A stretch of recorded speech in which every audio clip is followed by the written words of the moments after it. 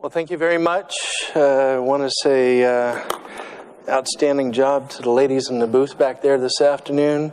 I do hope that I don't lose you. Seeing that I'm a little short on time, I'm going to actually set a timer for myself and hit the ground running. So, welcome to the San Francisco International Airport Fly Quiet program. I do want to cover this as quickly as possible because I would actually like to have you have a little bit of time for questions.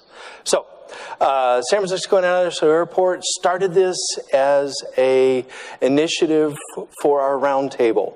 And the San Francisco International Airport Community Roundtable has been an establishment for over 35 years. So we're really happy to have that. Making sure I'm not crinkling here. I hear that going on.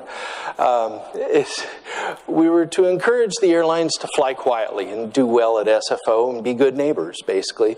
The way we tried to schedule it was a participatory approach. We wanted to make sure that we had everybody doing well and working together. One big happy family, might say.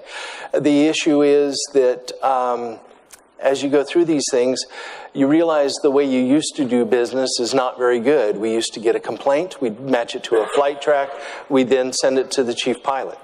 The chief pilots, oftentimes at the end of the week, would take that envelope, or daily, if in case of our 800-pound gorilla, the local United Airlines, and drop it in a round file. They didn't have time to do it. We knew it. They just didn't have time. So, what we're looking for is our elements and categories here real quick. I'm not going to spend a whole lot of depth on them for you, but I will cover them to show you what we're doing. The reason being is some categories may not apply to you or your airports or an interest. The one that almost everybody has is a fleet. If you have an airport, you have a fleet operating there, hopefully. It means you have good business. Next would be your noise exceedance rating. If you have noise monitors, you're then going to have the exceedance rating that you value based on your system. The next, we have a nighttime preferential runway use program at SFO. And this has been good for us. We like to ask that airlines use certain runways and not others, particularly at night, and helps the community out. One that you don't have, and I know we have, is called a shoreline departure rating. It's an old departure procedure known as the shoreline, where they depart to the west, turn right, inside of a local highway, and it also is over industrial areas. So that's a very good neighbor there, staying over the industrial area versus the neighborhoods. Next, our gap departure. Oh, this is a real bad one for the locals. If we're going out to the west, trans-Pacific, or to the north on the polar route, say to come here, the airlines will depart on our longest runways out to the west. We have multiple gates out there, and I'll show you those in a moment to monitor that. Next, we had a local city that was built out under our arrival path, and they didn't appreciate that they had no rating for measuring something for them. We actually had to work on that, and I'll get into that at the end, because one thing that we want to do is make sure that we have a fair criteria for everybody. We also want to make sure we have, as we say in the U.S., and I believe over here, apples to apples, a comparison that's fair. We also wanted to have something that the pilots were in control of as much as possible. Some of it, not always, but as much as possible. Something that air traffic control is not going to take from them, something that the airlines are not going to take from them. And that doesn't always work, but as much as possible, we got that. First, the fleet noise quality. What you want to do is award points for your quietest aircraft operating at your airport. And you want to compare the fleet operated at SFO to the national or international fleet of a given airline.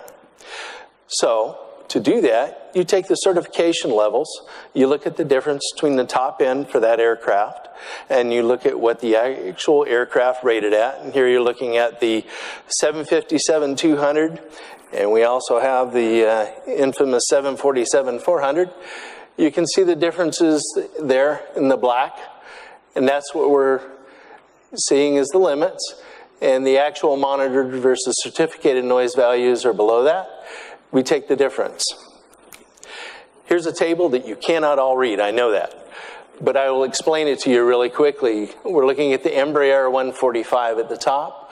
We have the FAR 36 certification level, EPNDB. And we have the stage 3 limit here. The difference between those two levels, which is that black that we showed a moment ago, is this value here. We then add them up and apply a weighting figure to it. For the Embraer 145, it would be a 36 dB below the limit, the weighted level. I know, we can't do math very well unless you read the weighting. So here we're adding up our figures for given aircraft certificated noise level. The difference, the weighting assessment's right here. We have them one time based on takeoff, approach, or sideline. So we have 2 times on takeoff, so it's usually the loudest. We want to make sure we get that in there. The approach and sideline are 1 time, and then the total difference here gives you a 27.9 for the 757. And then we have here the airline operations for looking at a given airline. We have the 75, and we have 30 average daily flights multiplied by the fleet noise quality rating gives you an 837. The MD-80 you say is another part of that airline's fleet. Added over here, it gives us 276. And unfortunately, it looks like with the changeover in computers, we had a slip on this box, but it added up to a 49.94, or 91 rather. And we would then put it into our fleet noise quality. I'm going to jump through these really fast. I know they're really hard to read. I do have some with me if you would like to see those or take them with you. I also have a little explanation of our Fly Quiet program. So these will pop up briefly, but I'm just going to jump through them so you can just see real quickly what the airlines are doing. Our noise exceedance rating, again, we talked about noise monitors. We're looking at those.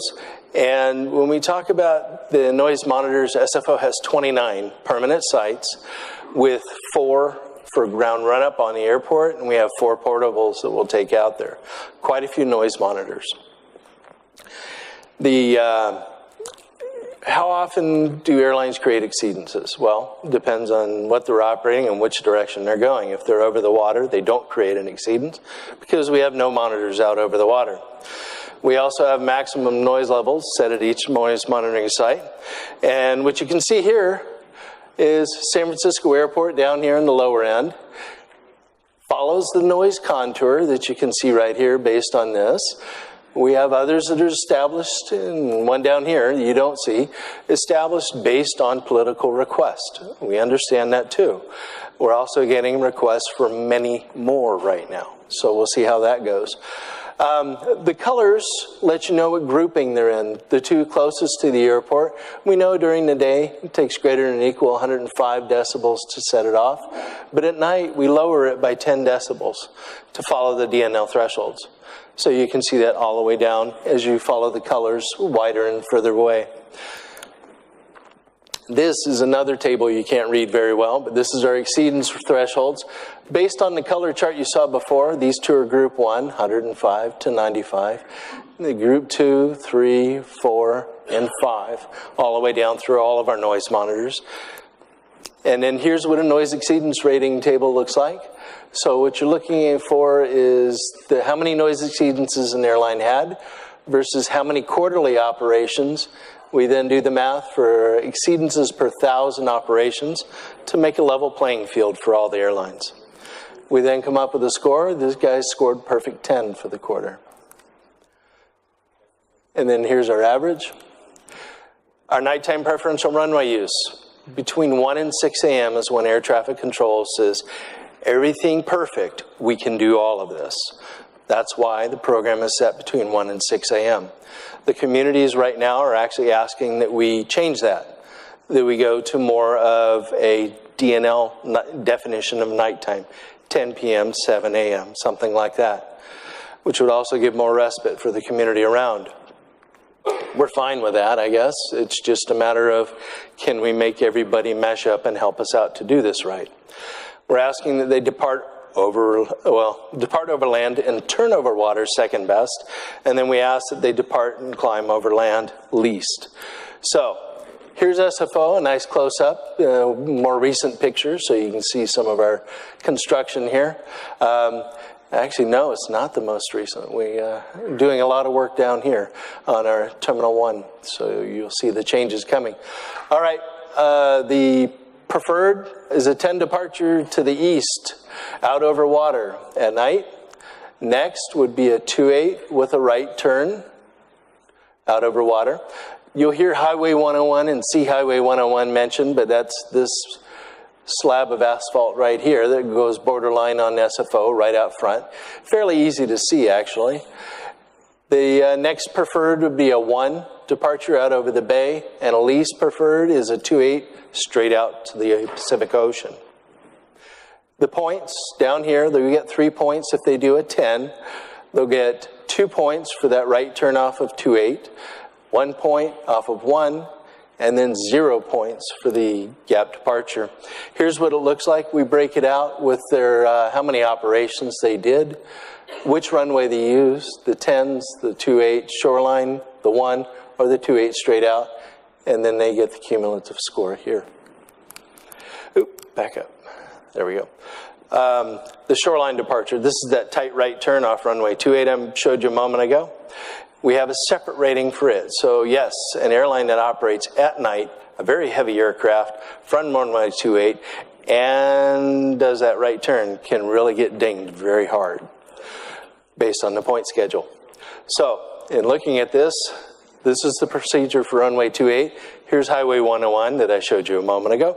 And it's a visual procedure, so we don't do this under instrument. Although that's changing with our new RNAVs. This area is the area we're trying to protect. So here's Highway 101 under this red line right here. Anything in this yellow shaded area is residential. Everything east of that is business. So it's a good area to fly over that area. Not a good area to fly west of that. So here's what we're looking at based on flights that have done their procedure. All these score well in the green. In this sort of purple lavender color, I guess you might call it. Score marginal. They'll get the 2 points, 1 point rather. And these flights, including this fellow that went all the way out here, are scoring poorly, very poorly, waking up a lot of people. And this is what the shoreline score gets you. So we have a successful, a marginal, and a poor with the points for each. How many times they did it gives them the score. We don't have many that do the shoreline departure, so we don't often have a full page of those. Our gap departures, these are the ones that went straight out to the west on our longest runways. The gap departure rating, we're looking for higher is better, so climbing as high and as quickly as possible over the airport. And as Captain Flood mentioned earlier, we do have terrain around SFO. Not huge, but we have some. Significant enough as you're in the initial phases of flight. And a heavy aircraft going trans-Pacific or transatlantic, it can be an issue. So you want to get up and go out through the gap and the lowest point of the gap. We do compare similar aircraft. So if you're looking at a 747-400 versus a 757, each aircraft is rated differently. And two, if you're going domestic versus international. So if United was going to run a 747-400 to, say, Australia, it would be a lot heavier, we know it, and be a lot lower and runs a different profile than a 747-400 going down to Los Angeles to pick up a bunch of stranded passengers at the end of a day when we've had the West Coast flow control. So here's our gates. The original gate 0 at the brake hold. We have the 1 mile point, the 2 mile point. And gate 3, the reason it gets that number, it's actually gate 1 in our ratings, is 3 miles out, 4, 5, and 6. The gates are just a curtain in space for those of you familiar with a NOM system or noise abatement operations monitoring system. As the aircraft go through, they punch a hole in the piece of paper and we then take their score. Here's what a 747-400 climbing domestically would look like. So at the gate 3 point, the poor to marginal range is the 1,200 mark. And then the 1,800 feet, they get the average to good changeover. And you can see it steps throughout. And that's typically the way it works for the aircraft. Each of them varying just a little bit as they go through. Again, the scores, we're looking at the total operations on the gap. Is simple. You did good, marginal, or poor. It gives you your total score for your airline. And we then do it for the total fleet by the airlines. The newest rating for us is Foster City. This was one that took a long time to establish. They wanted certain things that we couldn't guarantee them. We looked at the scoring system, the position of gates and things like that to do some simple scores. 2 will get you a good arrival, 1 point for a marginal, 0 for poor. And again, this one, odd times, 11 p.m. to 6 a.m., that's when air traffic control, so they could do it for us. Limited to jets only. We used to have quite a few turboprop activities there, not as many anymore. And so we took a series of gates and made this home plate shaped object, all in red. We have this little yellow one here for the straight ins, because we can't punish anybody completely for doing what is a straight in arrival. And then if they're able to do an offset arrival, we'll give them good points at night. Typically at night they can do an offset. All they have to do is request it, and air traffic control is trying to assign them to the right anyway, which is helpful. So here's what oftentimes happens. So we're looking at this one here. He was trying to avoid some traffic, so he swung wide. These are the offsets I was talking about. These are the straight in. And so all these that actually landed on the right runway could have taken a offset and then sidestep to the left if they'd asked for it. And we're trying to educate that culture as well, also avoiding the city, turning a little wider to make it through.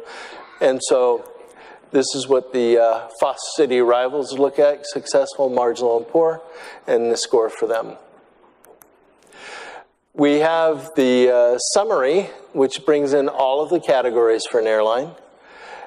And then if they did not fly that, so the nighttime was not used here, or the shoreline was not used here, or the Foster City by this particular airline, so then they will not be scored for it, but then they're all scored equally.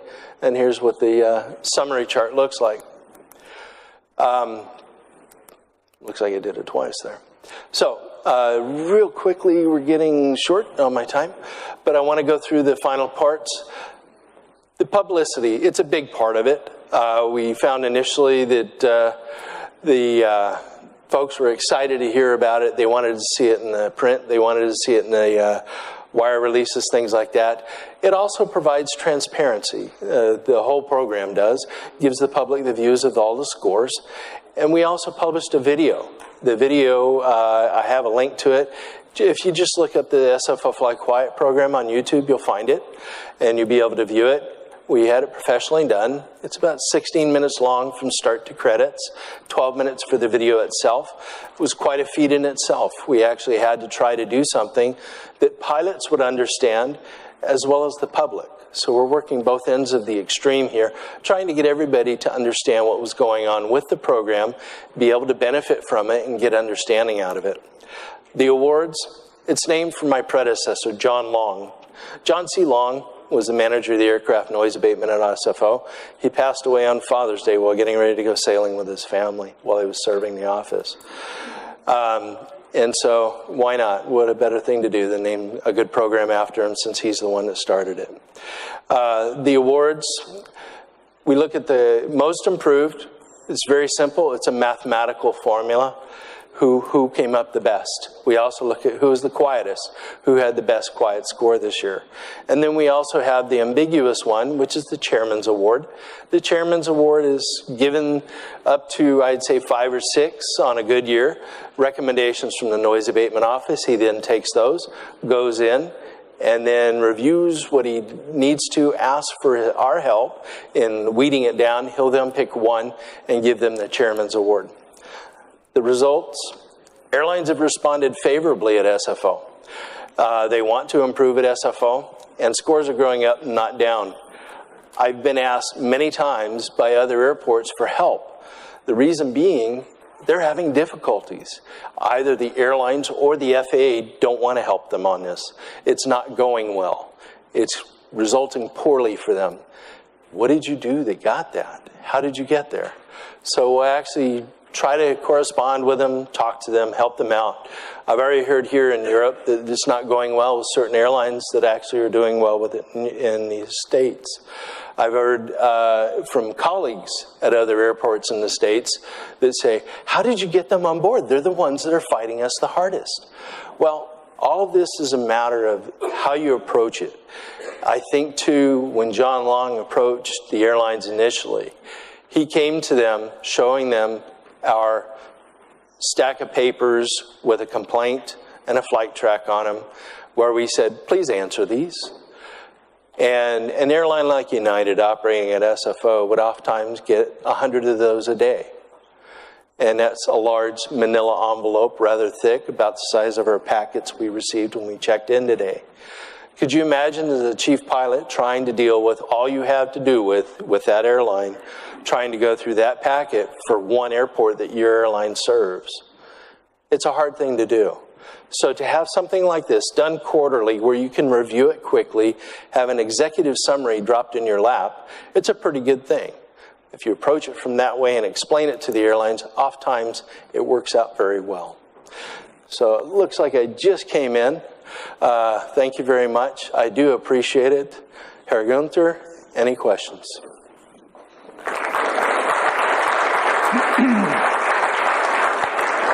Ja, vielen Dank, Bert, für den Vortrag. Thank you very much, Bert, for the wonderful presentation. Gibt es Fragen? Now, are there any questions on the benchmarking system? Mrs. Bart.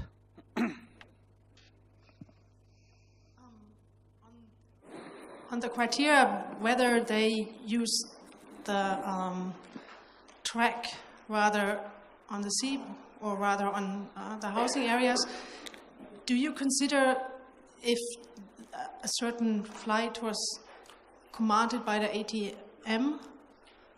ATC or whether there were weather conditions that did not allow to fly over the sea? Because that is at least the practice for Frankfurt, is that many deviations actually happen, or most of them, either due to certain weather conditions, especially in the early summer, where we have a lot of bad weather, or ATC topics that needed to have these deviations. How do you deal with that? I understand your question very well, and truthfully, hard to work with hearing your own voice. The issue that we have is occasionally we'll get that. So air traffic control, ATC, will occasionally do something different than the usual, or they'll vector somebody, as we call it. Yes, on those specific occasions, we'll then pull that airline out of the mix for that one. Does it happen all the time? No, thankfully. Otherwise, we'd be at it for a long time. But on the occasion that it does, or if an airline says, whoa, whoa, whoa, hey, that can't be right, we know we got vectored 5 or 6 times, we'll ask them, okay, please tell us the 5 or 6 times. We'll go and look at it and listen to the tapes and pull you out if necessary. Okay, weitere Fragen? Further questions, please. Keine Fragen mehr. No questions anymore? Na dann. Oder hatte ich da hinten? Ah, da hinten hatte ich eine gesehen. Oh, there's someone in the back. Mikrofon kommt.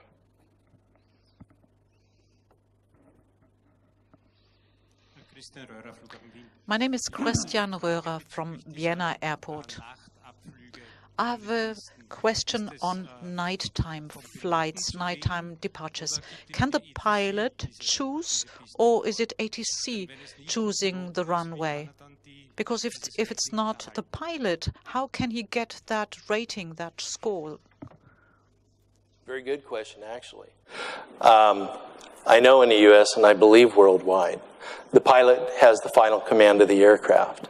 And that is up to, if air traffic control has a given runway open and assigning it, as long as the other one's not closed and it's not an issue, they can request it.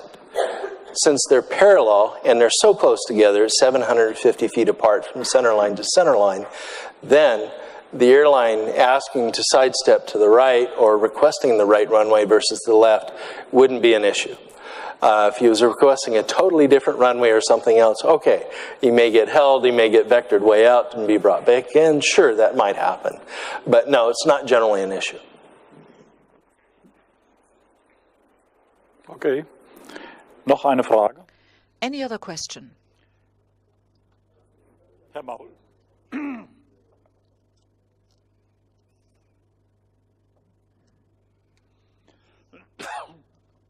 Noah Flood from Delta Airlines has made an excellent presentation about the GBus trials in San Francisco.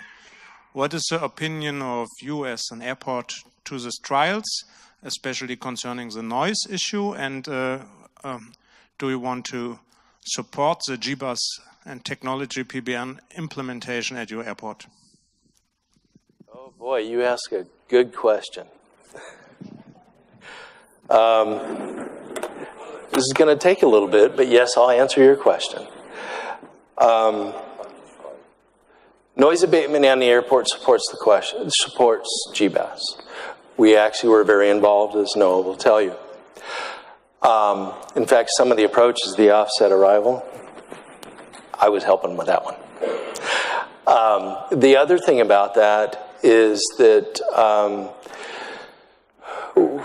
we believe GBus is a good thing.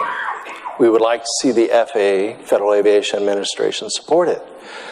The reason being is that some of you may recall that ICANA had an accident at SFO a few years ago. At the time, we were considering buying a GBus system.